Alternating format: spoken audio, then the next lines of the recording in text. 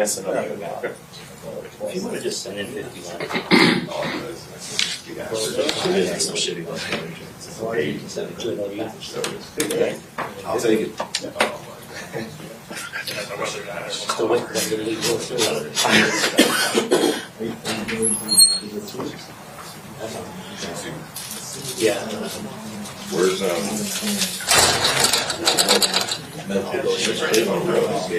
okay. It's the part special. So Doug did I? Hey, man. It's all right. Yeah. From what I can tell. Just see what happens. Check this thing out. This is fun.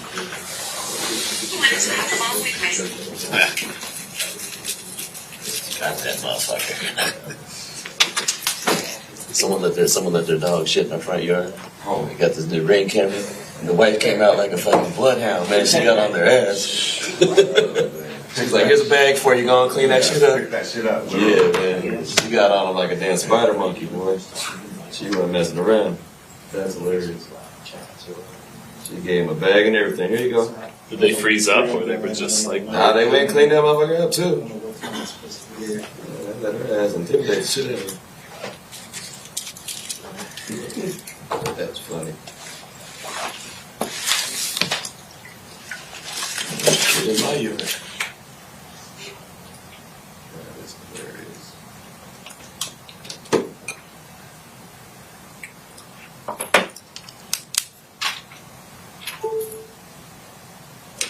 I'm going to say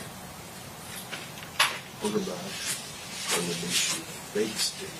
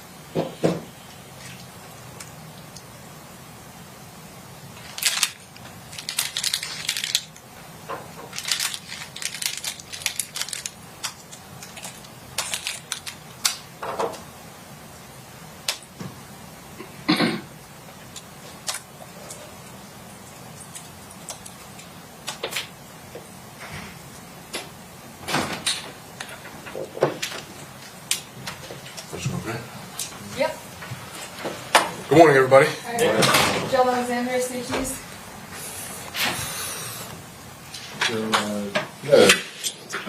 Sean Reed from The Athletic. How you doing? The safeties you guys had last year, Marcus Epps and Trayvon Merrick, provided a pretty high level of play. What do you think is the next step for them as a kind of a tandem moving forward this year? I think the next step for them is just to continue to develop as communicators, to provide clarity for everybody that's on the field, and just kind of taking the next step in regards to how they play ball and how we say is above the neck. Some of the plays that they have an opportunity to make or put their teammates in positions to be able to make them, I think is really the next step for not only themselves, but for really us as a defense as we go forward. Traditionally, we kind of think of linebackers as that communicator on defense, the guy wearing the green dot and whatnot. How have safeties sort of stepped more into that role in recent years? Do you think that's kind of a result of the passing game being 100%. I think the passing game being such a significant part of our game, and the safeties have always been kind of primary communicators in a lot of the defenses that I've experienced because they have the most depth. They're the ones that are going to be able to understand the adjustments in certain communications and certain defenses that lead to different adjustments, or just making their teammates aware of the possibility of certain things that they're going to do offensively and putting themselves and their teammates in positions to be able to go make plays. And so it's always one of those things that we always talk about, just to try to continue to develop, to put our guys in positions to make plays. When you talk about that development and coming together, how important is that continuity of being together again for another season? I mean, it's huge. We're obviously learning each other. I'm new to the room, but the continuity is very important as we continue to build. Obviously, it's a new staff, new people in the room in regards to myself or Ricky Manning. And so the continuity with the guys for the relationships that they already have and they're continuing to build throughout this course, this process, is very important as we move forward. Gerald, the play of the safeties last year, the two players that we talked about, Marcus Epps and Trayvon Merrick, kind of meant like some of the younger guys, Christopher Smith in particular, maybe took a red shirt year a little bit. But he's somebody that the Raiders obviously invested a draft pick in and had some high aspirations for. How do you go about kind of keeping him engaged, knowing that maybe the playing time was limited last year, could be the same situation this year, in order to be ready if the number gets called? Everybody is in the process of development, regardless of their experience last year. I mean, we can't eat off of last year's plate. And so my job is to provide whatever information that they need in order to develop to be the players that we need them to be for the 2024 season, and really starting from the foundation, whether it be Trayvon, whether it be Marcus, whether it be Chris. My job is to just provide all the insight and the information and the detail, and obviously the cultural, execution that we need to be able to display from how we go about our business, to develop anybody whenever their number is called. Like, our situation is, hey, whenever you're on the grass, then you are responsible to be able to play at a high level. So whenever that number is called, it's for my responsibility and their responsibility, man, to get themselves ready, because you never know when you're going to be needed. And when that opportunity comes, man, you got to take advantage of it. Coach, Levi Edwards from Raiders.com. Can you just speak about your relationship with Antonio Pierce so far, especially with you two both being in the league, and also throughout your coaching career? Can you talk about, the different command of attention you get from the ring, just, being a player, now coaching these guys? Well, I've known AP since, our interactions when I was at Cal and he was at Arizona State. And, I obviously respect him not only in his, his coaching climb and just him as a player. And so, just being a former player, you've looked through the lenses that these guys are currently going through, and there's a certain level of insight that you can kind of relate to them in regards to where they are in their journey. And just understanding maybe some of the mistakes and be able to understand how you coach them. But I don't lean on that. It's my job to provide, the clarity and the development and things like that for their success. And so whether it be myself and obviously with AP, he's done an awesome job in regards to doing the same thing as he's now our leader going forward, and just providing that relatability, that example, that push, the things that he provided as a teammate, he's now doing so as a leader of an organization. So I can appreciate the opportunity to have this opportunity to lead this group. Coach, thoughts on Isaiah Polamau and into the season and how he's looking early on in the off season? It seems like he does good whenever he does get some opportunities. And just your thoughts on him right now. I mean, the thing that Isaiah's doing, and really all of them, but more specifically talking about Isaiah, the game is slowing down for him because his ability to understand the game a little bit better, understanding the threats, understanding his responsibilities, understanding his keys and the way that he needs to react, and also himself as a communicator, and just having a deeper understanding as we continue to move forward, as we continue to develop throughout this process to elevate his play and elevate our play. He's been doing a good job this spring, and those are things that we're going to be relying on as he continues to develop for us in the very near future, because he's going to be somebody that we're going to be looking to count on. Coach, go ahead. Because you have your safeties studying the passing game, do you sort of rely on the cornerbacks also to establish a relationship and communications, understand maybe nuances of the passing game? And if so, what sort of conversations would you like for them to have? For the safeties and the quarterback? Yeah, so. I think that as we build, organically, I would love for those guys to have conversations with one another, just especially when it comes to like disguising and what do the quarterbacks see and what are their progressions when the safeties present certain things to them, and how can we utilize that information for our betterment, just being able to obviously compete against some of the better quarterbacks that are in this league really on a week-to-week basis. So that information that hopefully those guys are having conversations organically in the locker room to just be able to continue to try to get as much information for themselves and their development as possible, because it's only going to help us. Coach Q Myers, Raider Nation Radio 920. How beneficial is it for you and the staff to be able to take a break during practice and go and look at film in real time and kind of do some teaching while the guys are taking a break at the same time?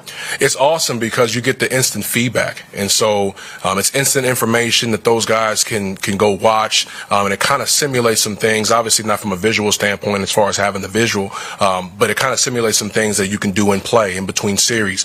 Take a look at some things that did go right, did go wrong, some adjustments that probably need to be made, and then after a little bit of a break, you go out there and you try to execute maybe some things or some changes or clean up some details that necessarily didn't get executed prior to that. And so it's a great opportunity for teaching and for educating the guys and continuing to move forward as we go to the later half of practice to try to see if we can make whatever adjustments that are necessary for us to go out there and get that thing done.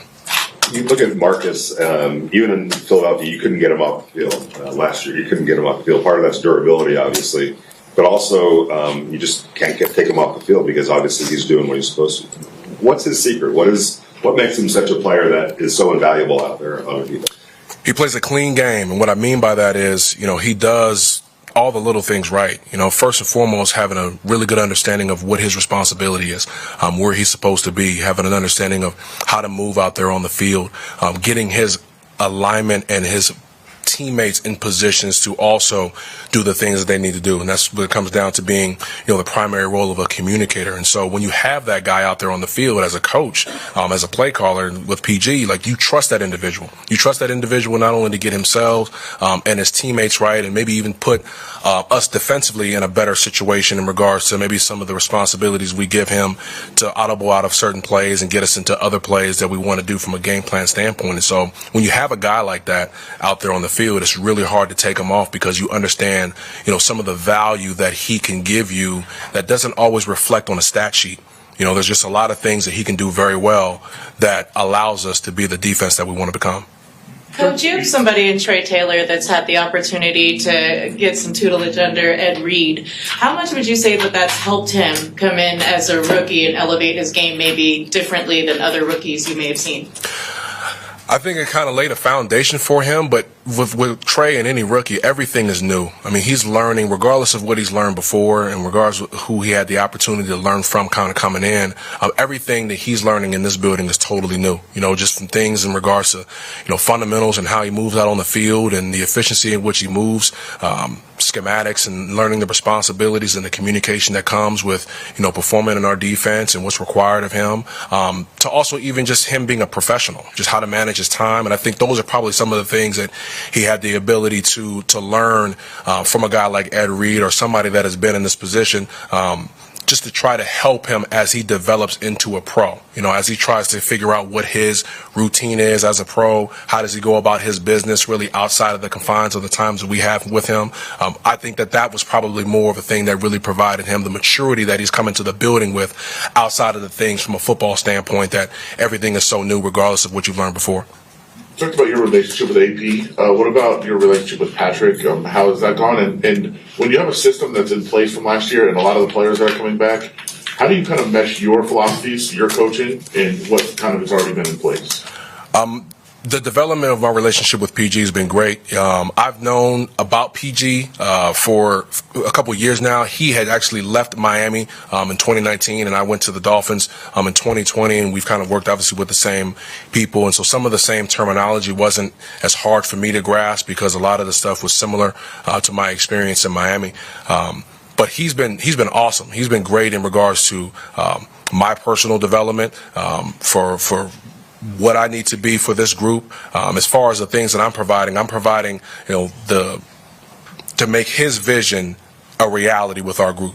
And so whatever that's needed for me to be done to provide the information, provide the clarity, build the culture that's reflective to the things that we want to get done from a behavior standpoint in order to get the performance that we're looking for and the results that we're looking for. And so as of right now, it's been great, and we'll continue to do that going forward. Thank you, guys. Pleasure meeting you guys.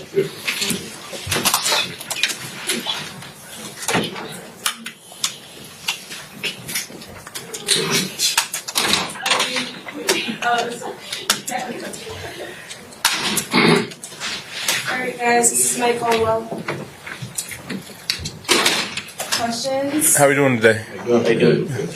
Mark, there's some continuity at the linebacker position with two starters coming back, and both showed last year that they could be kind of three-down linebackers, defend the pass and the run. How invaluable is that to have two linebackers that you're comfortable with on the field in all the situations? Really, you can add another guy in there, Luke. We got three guys that have played, understand the game, and been productive for us.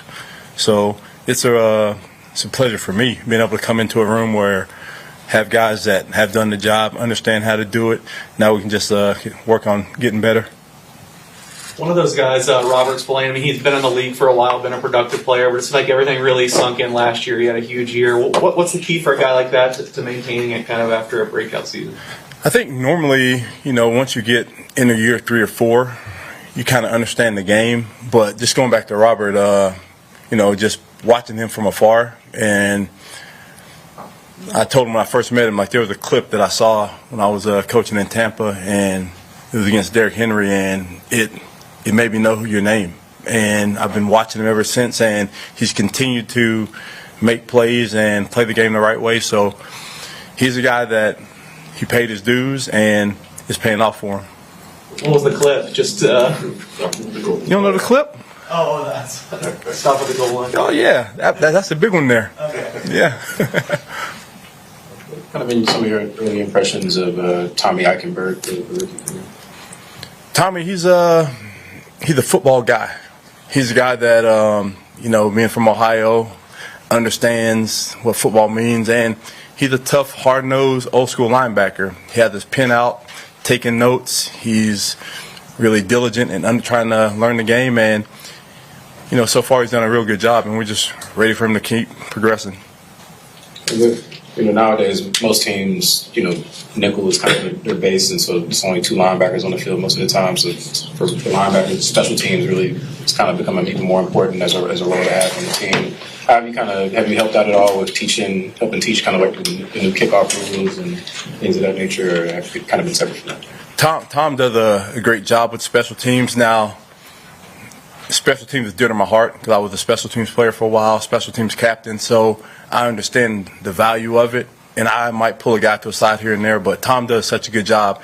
And just talking about the new kickoff rule, I think it's going to give linebackers per se more opportunity to make the team because you're going to need guys to block and tackle in ways that in the past you haven't needed that. And so everybody's excited about it, everybody's talking about it, and we'll have our plan and be ready to go execute it. I want to take you back a little bit of a ways, but your rookie year you played for Bill Belichick and Nick Saban with the Cleveland Browns. Could you see kind of what was on the horizon for those two coaches? And looking back, did that kind of shape you in any way in terms of your own pursuit of being a coach? Honestly, no. Looking back to those days, I was a really, really young guy, and I was my head was spinning that first year, and I really couldn't understand the knowledge that was before me. But now that I look back, it was, could I tell that it was going to happen? No, I couldn't tell it was going to happen because I was just trying to get through those 8 weeks of training camp. But those guys have had great success, and did it get me into coaching? Not really. I think my path was later on. Coach Reed asked me if once I was finished playing, would I want to coach? And I was like, no, Coach, y'all can have that.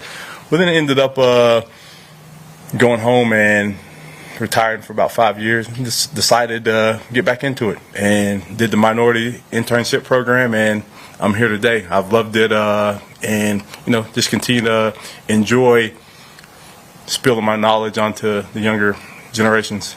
Coach, when you look at Antonio's vision for the team, like yourself, he has a lot of former players on the staff, who are coaching.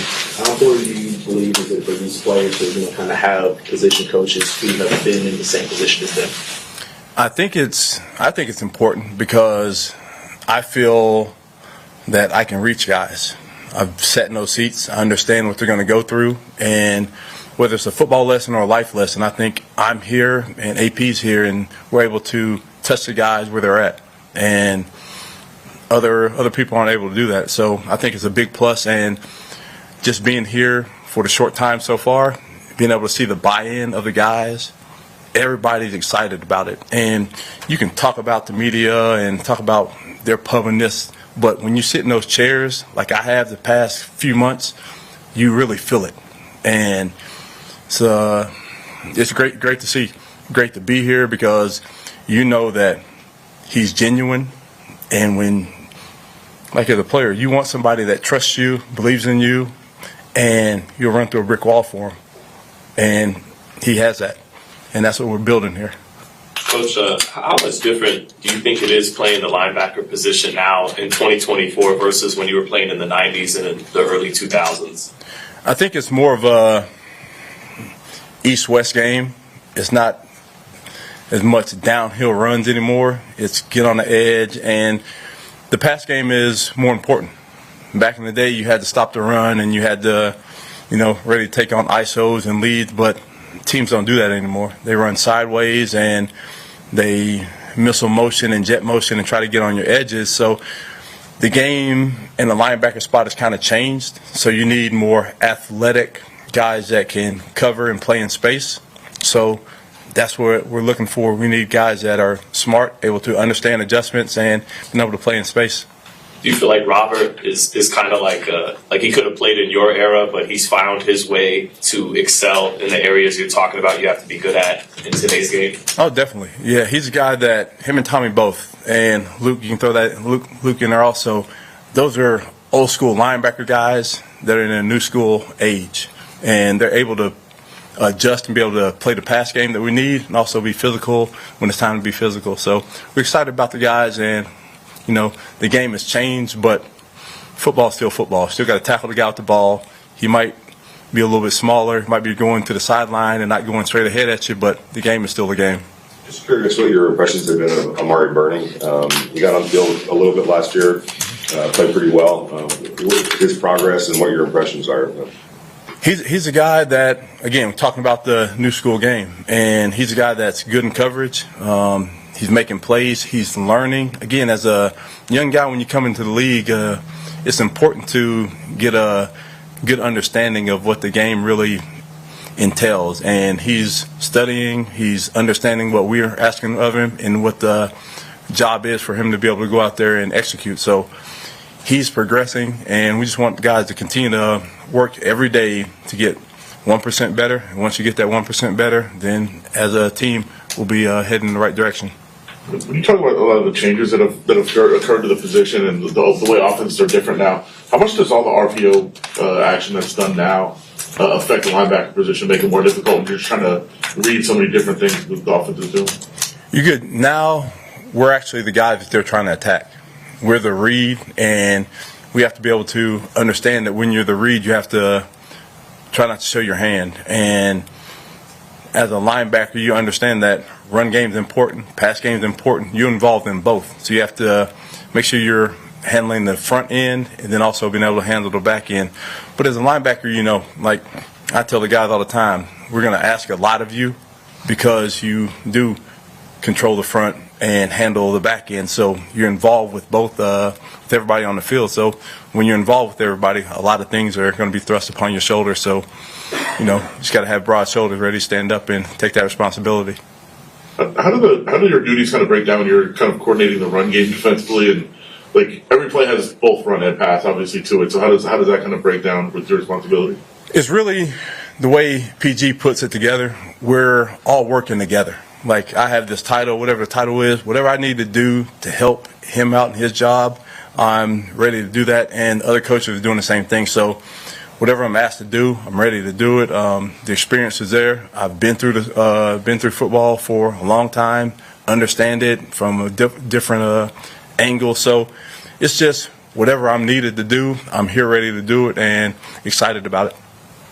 I know Christian's not in your room. Christian Wilkins isn't in your room specifically, but how much does he help what you guys are trying to do when he occupies so much of the offensive line's attention?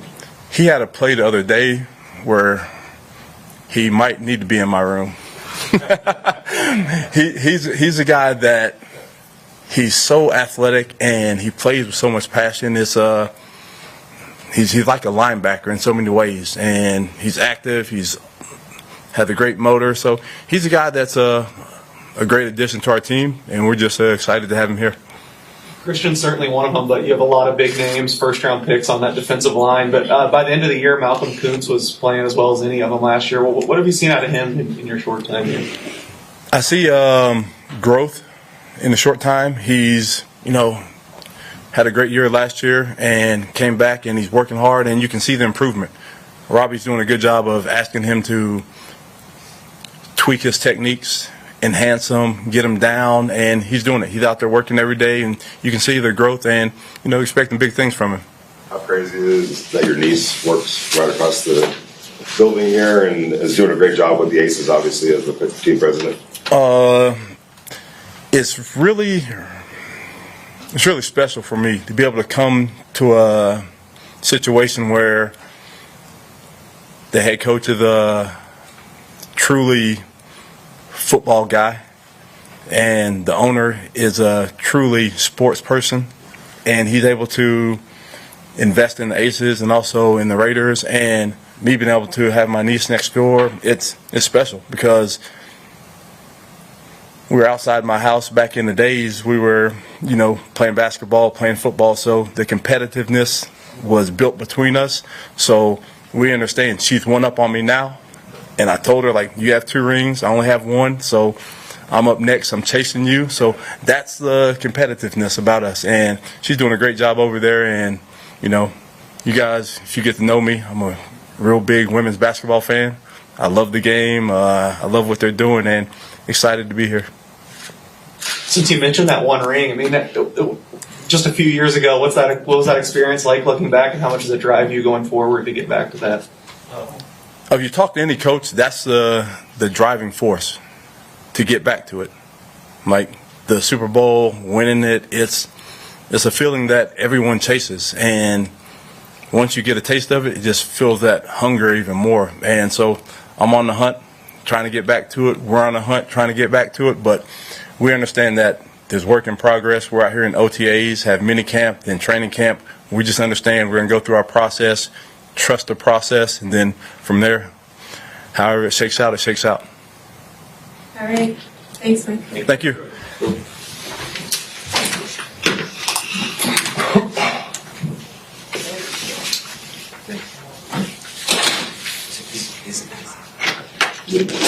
Yeah.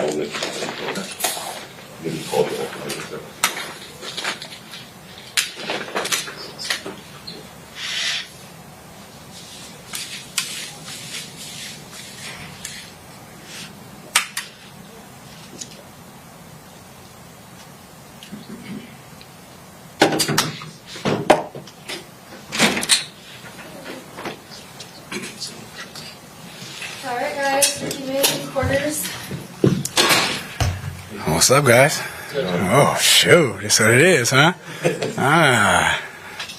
Nice. Look at the personalities in your room? I know you as a former quarterback, you know, quarterbacks can have some personalities, have a little bit of swagger, and you got a little bit of everything, I feel, with Nate and with Jack and Ja'Cory. And how's that unit kind of coming together? And if you could talk about all those different personalities. You can go ahead and say it. We hot messes in the corner room. You know, we just hot heads. We think we the best. You know, we just smooth. It's okay. You know, it's what we are, right? It's great. We're having fun with it, right? Different personalities, but really, they're kind of really all on the same kind of game plan, right? And just as far as trying to be great, right? These guys are more quiet, you know, reserved. These guys are more outspoken.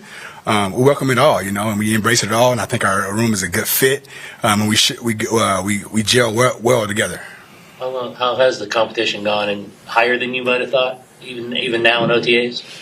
Yeah, because I didn't even know, you know, I didn't know the guys as much, right? Some of those guys I haven't even seen until I got here, for the most part. But yeah, it definitely better than I expected. I didn't have no expectations, so I didn't know what to expect. I remember JB more than any of them. But it's been going great, man. Guys are tuned in, they're competing, they're ready. We have a rep chart in our room, not a depth chart. Right, we got to earn it. We got to earn the right to be on a depth chart. So I'm moving guys around, guys with ones, with twos, with left side, right side, just really diving into developing the guys. And as we develop, we're competing as well. Coach, what has this opportunity been like just for you, being a coach with the Raiders, being a Fresno guy? Oh, it's awesome, man. It's great to be back on the West Coast, man, closer to my family. My family for the last 2 years was in California while I was in New York coaching. So being able to go home every weekend and be more involved with things and give my wife a little bit of break has been great. I grew up a Raider fan, you know what I'm saying? So I got my first hand-me-down starter jacket from one of my big cousins, and ever since then I was a Raider, you know. Obviously that changed when I got drafted by Carolina, but always had love for the silver and black. Always had love for the guys that played here. Namdi Asamoah was a good friend of mine. We came out the same year, took some of our recruit trips together. So to be back here, to be here in the legendary organization, while AP's doing this thing, like it's awesome. It's a blessing for sure. Talk about growing up a Raiders fan. Obviously, you were here for a very short period of time, but how cool is it to go from, you know, that experience as a player and now as a coach? What are some of the differences you've just noticed within the organization? Oh, it's awesome, man. Just over the last couple of years being a coach now, one of the biggest things I'm experiencing here, and even in New York, is the amount of knowledge that I'm surrounded by. Like the great coaches I'm surrounded by. Like, you know, in New York, it was great. You know, Ulbrich, Tony Oden, Mark Kwame, just Robert Saleh, a lot of those guys, I think, you know, can't get no better than that. But I come here and Patrick Graham and GA, you know, just surrounded, Mike Caldwell, surrounded by guys that have coached in this league and are great dudes. So that right there, just being around, I'm like, oh man, I'm like, this is awesome right here. You know, I'm learning something every day. You mentioned Ja'Cory and Bennett. You know, people forget you started the year as a starter last year. There were some ups and downs as any rookie, you know, goes through. But it felt like you always had a pretty good understanding of that. And having that perspective of it and not getting down or too high, how important is that in terms of his development? And what have you seen so far from Ja'Cory?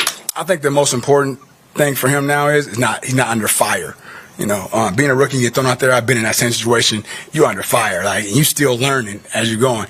Now he has a way higher understanding of the defense, of Coach Graham, how he calls it, and of the game. So it's a little bit slowed down for him now. So now he can really work on that development.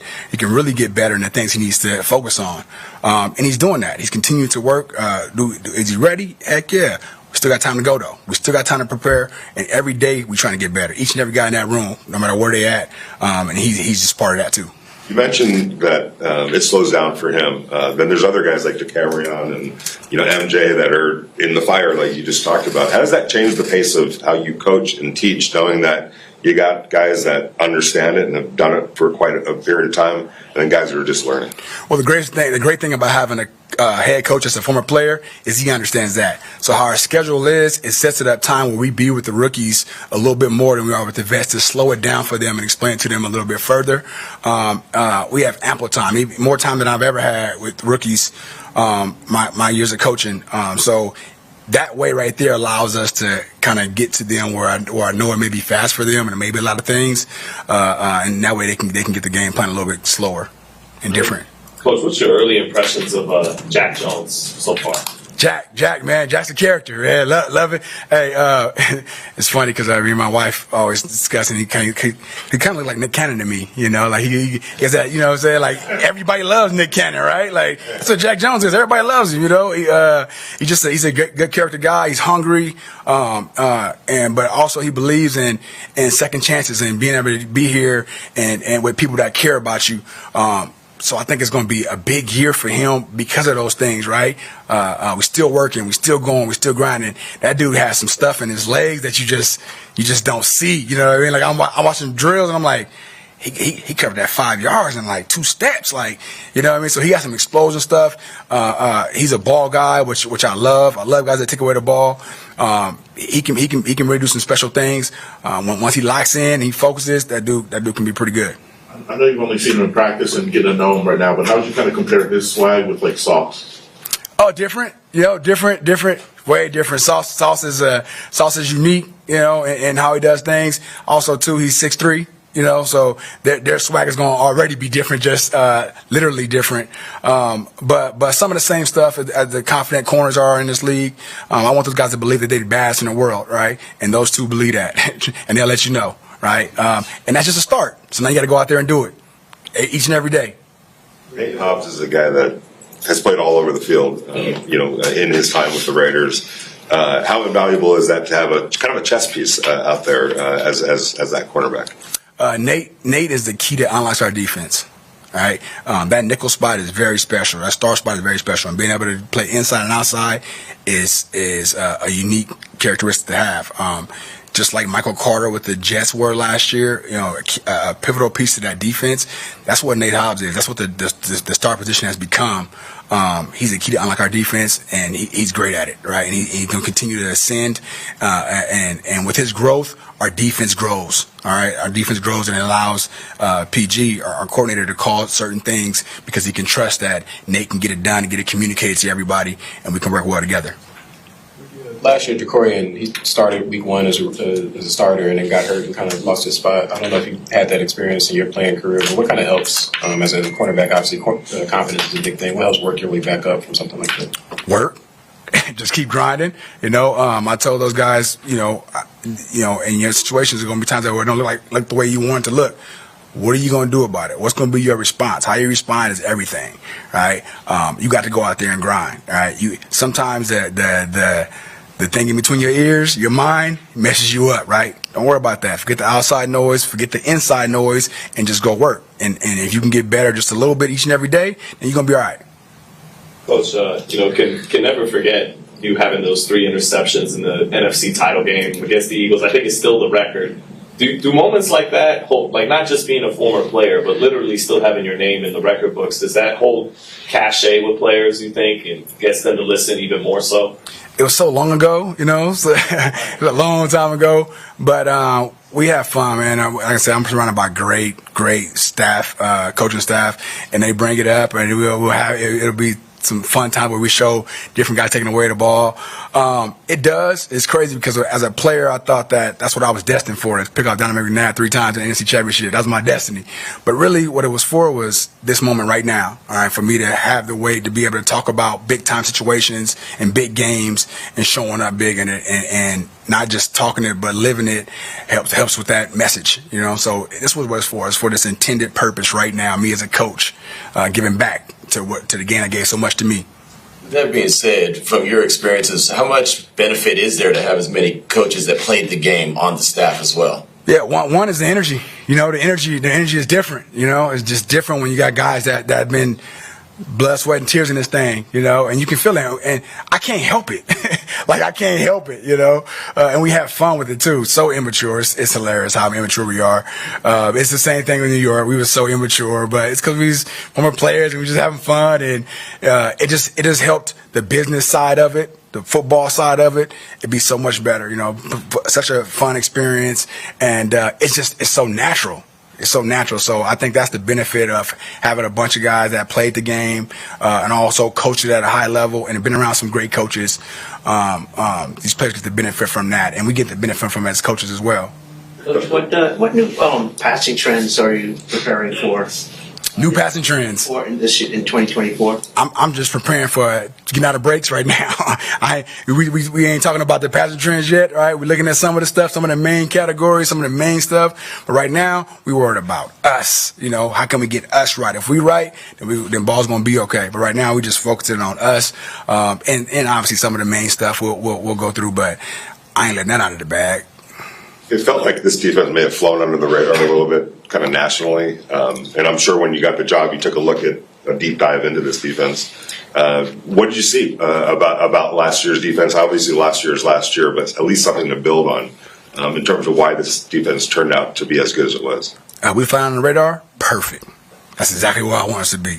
Nobody talking about us. Nobody. Perfect. Cool. We got to show up every day, and we got to show what we can be. Right, and that's it. That's what the defense did last year, right? They showed up. When AP took over. They bought in, and just a sense of urgency towards the end of that season to make it happen. Was it perfect? No, but there's some good things that we can use that we used as momentum going into this off season. Okay, and the guys got to have trust and belief that they can. All right, and that's a huge part of it. Believing in yourself and trust comes from seeing, from doing. All right, so. Coach, Brandon Faison is a guy who kind of struggled to stay on the field last year and get back out there. What have you seen from him, both health-wise and just kind of adjusting to what everybody needs from him? Face, man, love it. Love the way the guy shows up every day. He is a pro. The way he works, the way he shows up to work, the way he studies, his detail, his effort and intensity to get better. It's been showing up every day. He's been very consistent. He's been healthy, and that guy being healthy is going to be good for us. He's going to be a big part of this defense, and we're looking forward to it. Looking forward to him just continue to grow and ascend. Coach, what are the non-negotiables to have a great defense? The traits you're looking for that you have to be able to have a great defense. Toughness, all right, mentally and physically. All right, that's non-negotiable. You got to be tough in this league. You got to be tough. You got to be able to go fight through injuries. You got to be able to fight through losses. Got to be able to fight through giving up a play or two. Right? Toughness is essential to being a corner for sure. But to being a defensive player, period. Right? Then you got to be smart. Right? You got to be smart. Smart football intelligence. All right. The offense leaves clues, all right? Success leaves clues. You got to be able to find those clues. And it don't start on the field on Sunday, all right? It's in the classroom on Tuesday, on Monday, on those days, right? So you got to be smart and you got to be a student of the game, and that'll give you a chance to be successful. Coach, does it change the way that you coach or teach at all, knowing that you expect the defensive line, I think, to be very, very impressive in getting to the quarterback very quickly? Does it just kind of change the philosophy of the quarterback? No. We go after them all day long. Defensive line, I appreciate you. Definitely. But we got to do our job. You're good. Thanks, Coach. Thank you. All right, thanks, guys.